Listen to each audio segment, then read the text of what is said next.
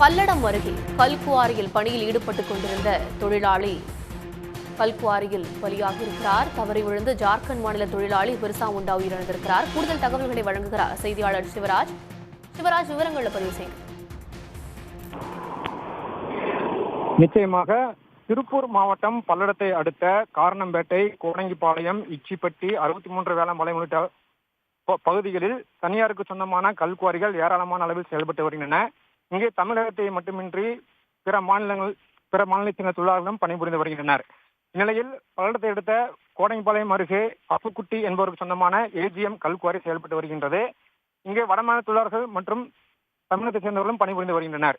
இந்நிலையில் இன்று காலை அங்கு பணிபுரிந்து வந்த பிர்சா முண்டா என்ற ஜார்க்கண்ட் மாநிலத்தைச் சேர்ந்த தொழிலாளி பணியில் ஈடுபட்டிருந்தார். 28 வயதான அவர் இங்கு பணியில் சேர்ந்து 6 மாதங்களே ஆகியுள்ளன. இந்நிலையில் இன்று காலை அங்கு பணியில் இருந்த பொழுது 20 அடி ஆழத்தில் தவறி விழுந்ததாக கூறப்படுகின்றது.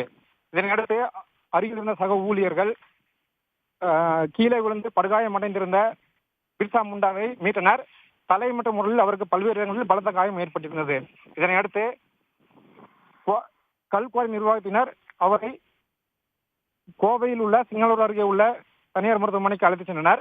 அங்கு செல்லும் வழியிலேயே பிர்சா முண்டா பரிதாபமாக உயிரிழந்தார். இந்நிலையில் பல்லடத்தில் உள்ள மருத்துவமனைக்கு அவரை சிகிச்சைக்கு அழைத்து வராமல் கோவையில் உள்ள தனியார் மருத்துவமனைக்கு அழைத்துச் சென்றுள்ளனர்.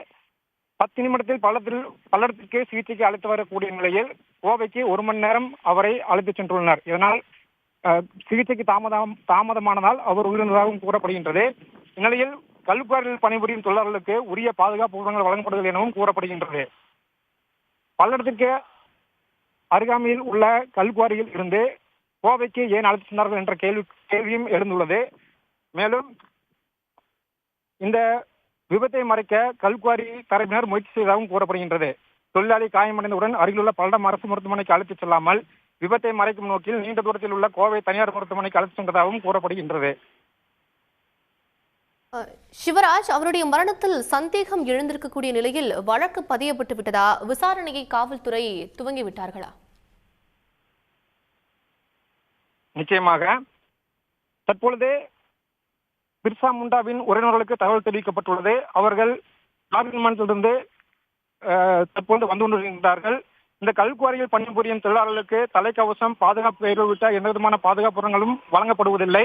இதுவே விபத்துக்கு முக்கிய காரணமாக கூறப்படுகின்றது. மேலும் இதுவரை கல்குவாரி தரப்பில் இருந்தோ அல்லது உயிரிழந்த பிர்சா முண்டா தரப்பில் இருந்தோ காவல்துறைக்கு புகார் எதுவும் தரப்படவில்லை. காவல்துறைக்கு கிடைத்த முதல் தகவலின் அடிப்படையில் மட்டுமே தற்போது விசாரணை மேற்கொண்டு வருகின்றனர். இதில் இந்த விபத்து குறித்தும் இந்த பாதுகாப்பு விதிமுறைகள் மீறப்பட்டதா என்பது குறித்தும் தற்போது போலீசார் விசாரணை மேற்கொண்டு வருகின்றனர். உடனுக்குடன் செய்திகளை தெரிந்து கொள்ள சன் நியூஸ் பெல் ஐகானை கிளிக் பண்ணுங்க.